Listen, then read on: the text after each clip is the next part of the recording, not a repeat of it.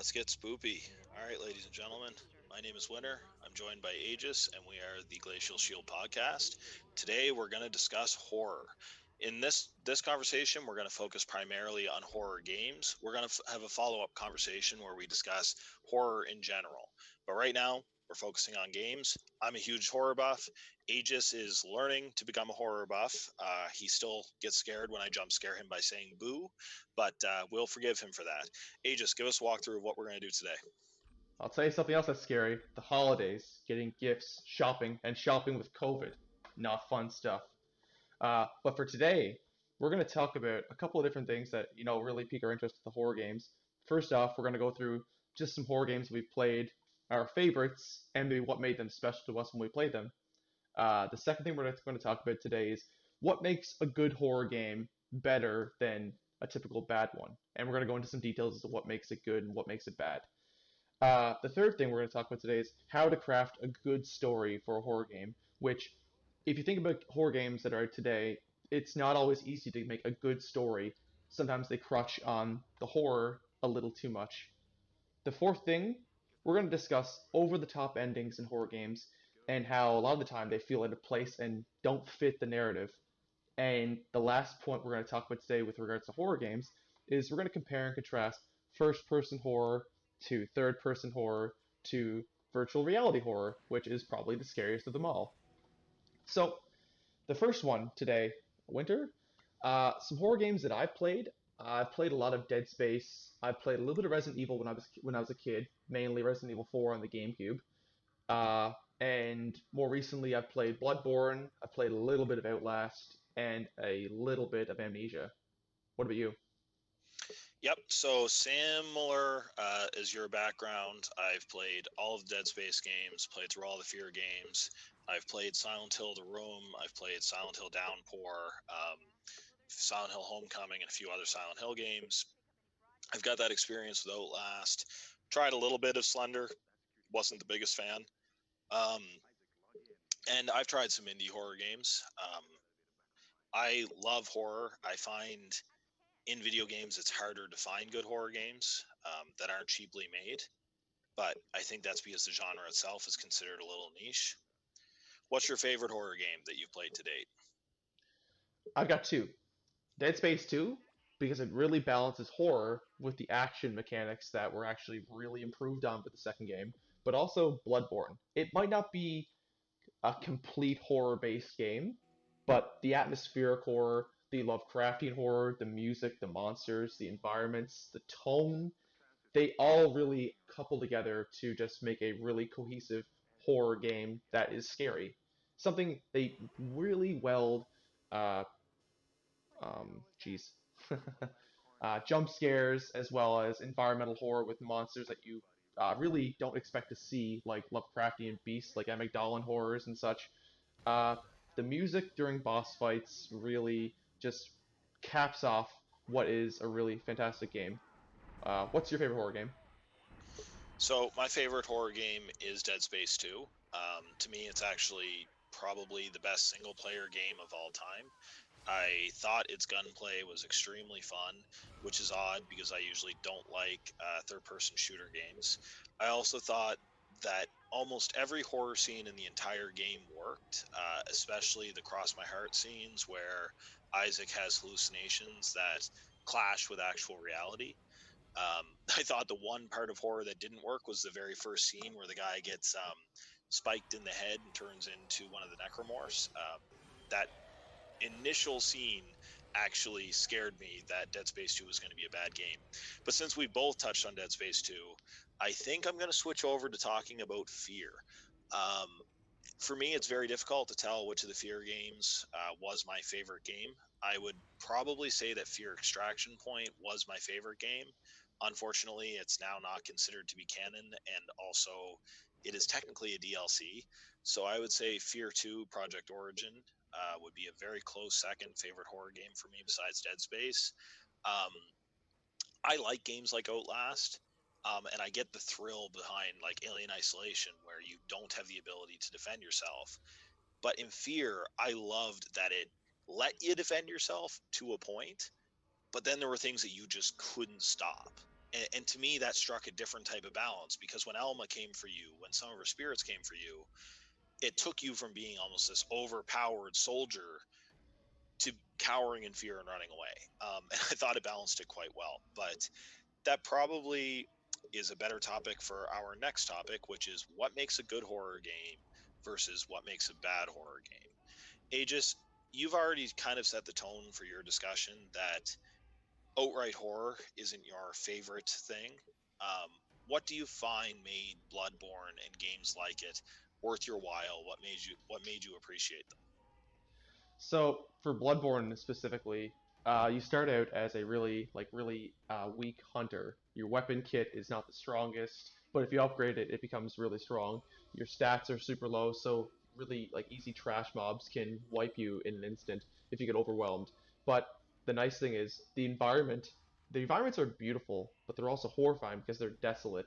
There's not a lot of actual like real life there. There's a couple of people that are stuck in their apartments, but there's a sense of being alone. And as you like bob and weave and you explore through each of the levels, it becomes really creepy and also apparent that something has gone really horribly wrong in this city. And the way Dark Souls and Soulsborne games as a whole work is they don't completely spoon feed you the story. The story's there, but if you really want to actually experience it yourself, you either have to read a lot of the item descriptions and listen to a lot of character dialogue, which they won't repeat a second time a lot of the time, and also listen to video recaps on YouTube that will actually explain the story because people actually do the grunt work of actually weaving together the different item descriptions that do tell a story. But it's clear that there's something really mystical and awful that has happened in this town. And what really makes it interesting is the fact that the monsters, if you listen to the monsters, if you read, like, say, the boss soul descriptions, the weapon descriptions, they really do tell some of the downward spiral of events that happen to these people who used to be very prominent characters in the city. you know, Cheap jump scares are in the game, and it's something if you could be walking around a corner, a big werewolf will jump out and claw and maul you and possibly kill you.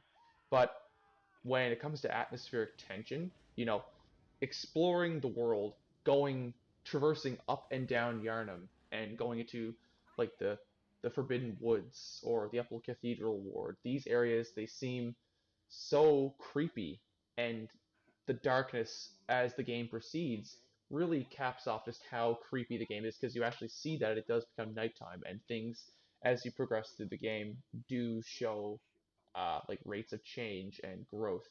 As you kill more monsters and bosses and explore, you gain what's called insight, and with more insight means you can actually see more monsters in the game, hidden things such as the Amygdalan horrors, which you couldn't see before, but you begin to unravel the Lovecraftian mysteries of the world, and you really just feel so small compared to a lot of the things that are happening. You eventually become super strong, but you just feel so insignificant in comparison to the rest of the godlike beings that are present in this world. All right. Well, for me, I do love a good atmosphere. For me, I'm going to admit something that's going to take away some of my gamer card.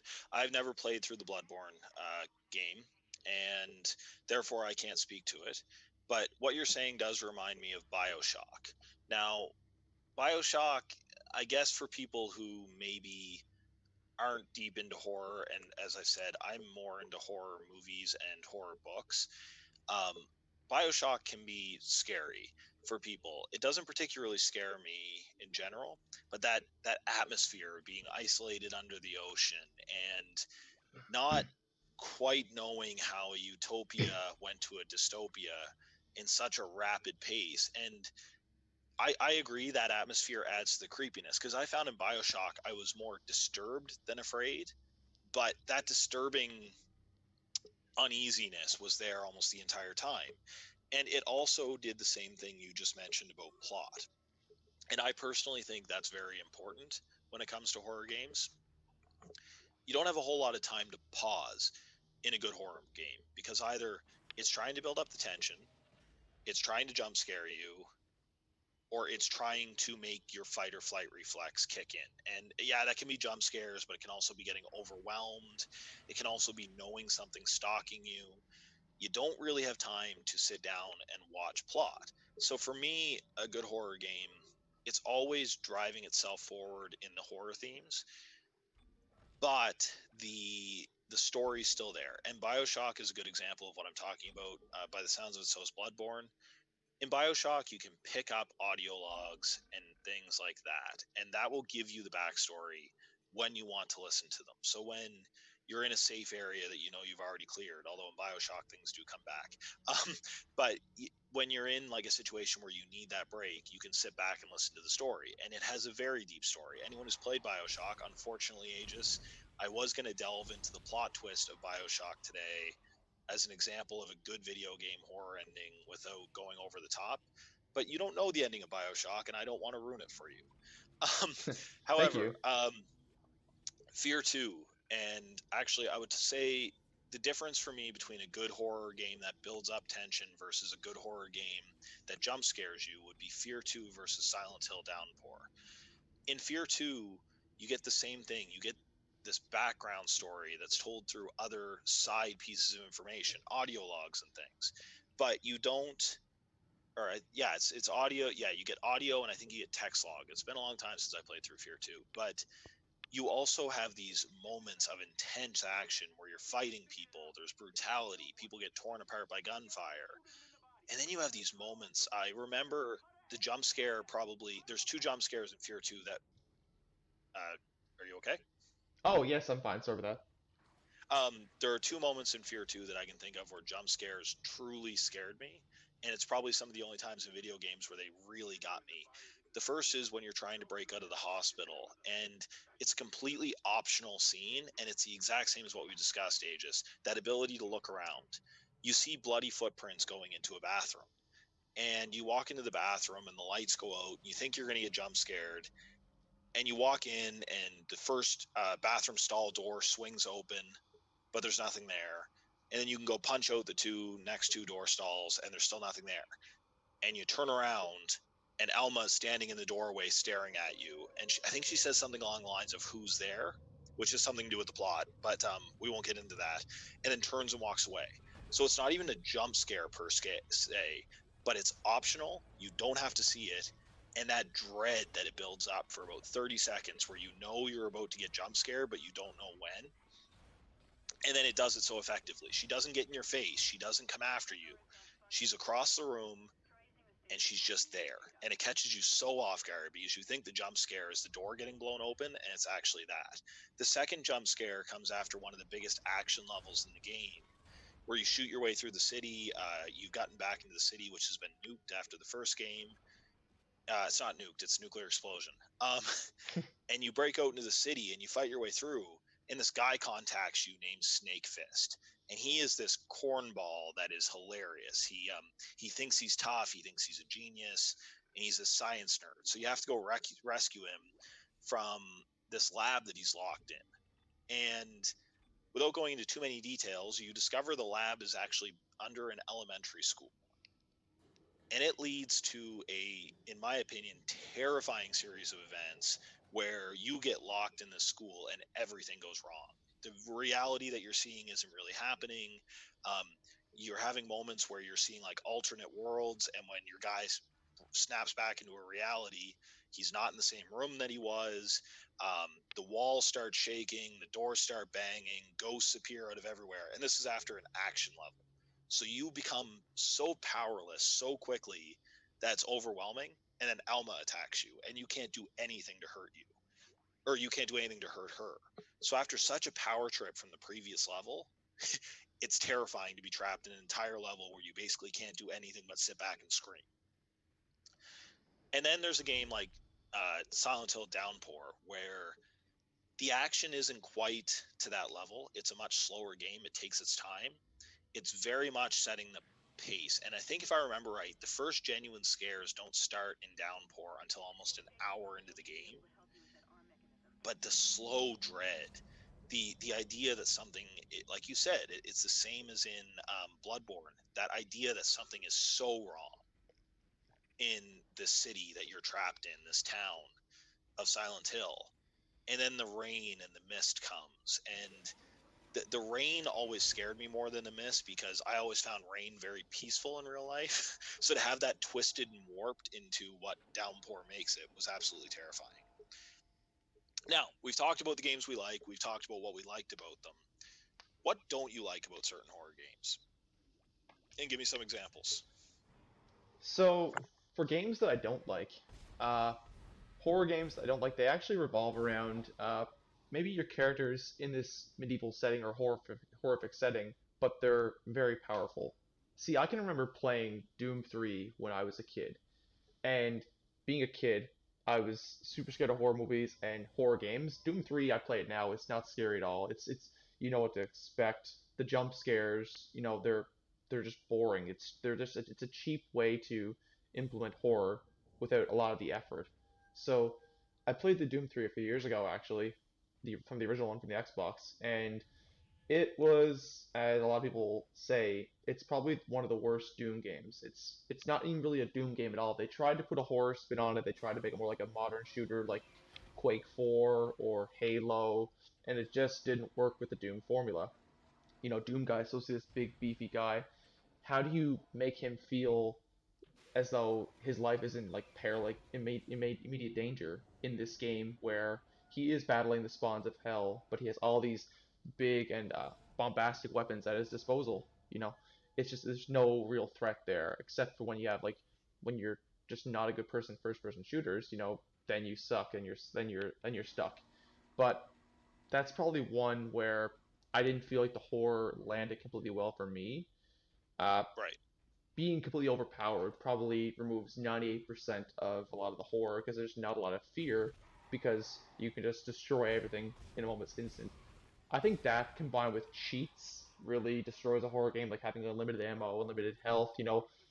Normally when enemies spawn and you're gonna get overwhelmed, there's that fear that you're gonna have to wipe and maybe go back to a previous save or a checkpoint.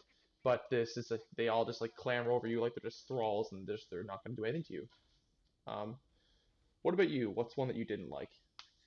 Yeah, there's nothing like getting the foam finger gun in Dead Space 2 and being pretty much invincible because of it. Although, again, I guess Dead Space forces you to play through. And I would agree on the cheat thing. I mean, that goes back to the old Resident Evil games that they did so well building up tension. And then in your new save plus or in your second or third playthrough, they would give you unlimited rockets and things like that. It completely took away from the tension of the game. But again, I guess just like Dead Space, those games didn't do that until you already had the experience at first.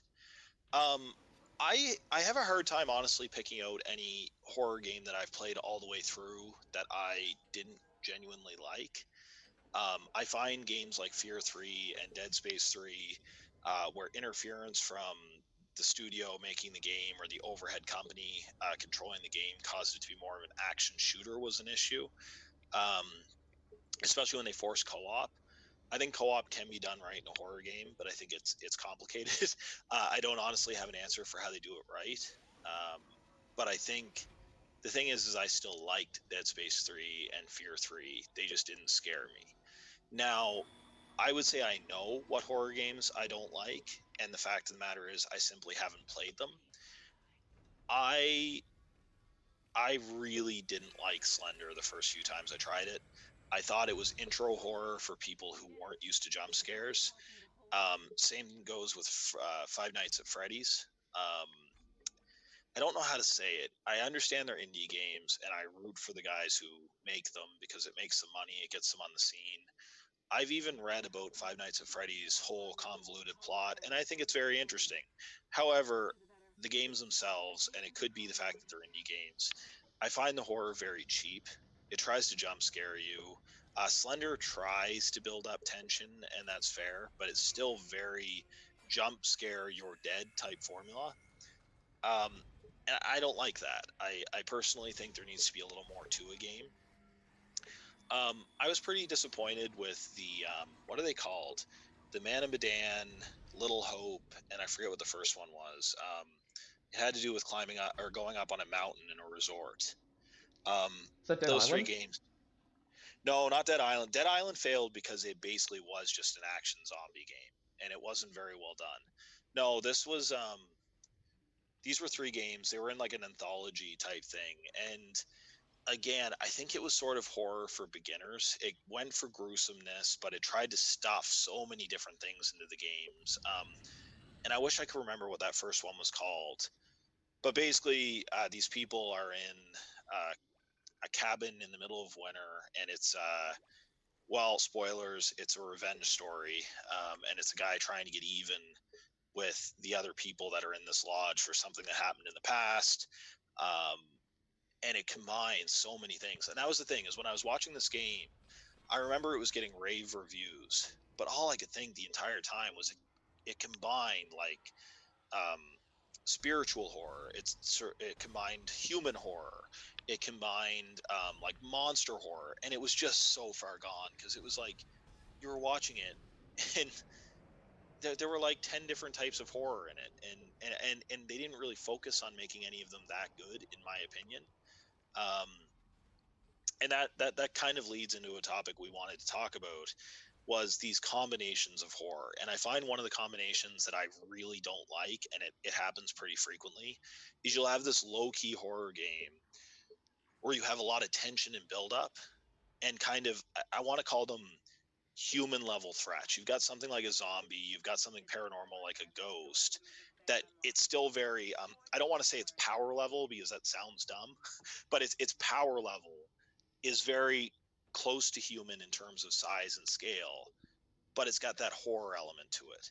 And then they try to introduce something that is more like cosmic horror, um, like Lovecraftian horror. And the best example I can think of is, I was disappointed in the end of Dead Space 1.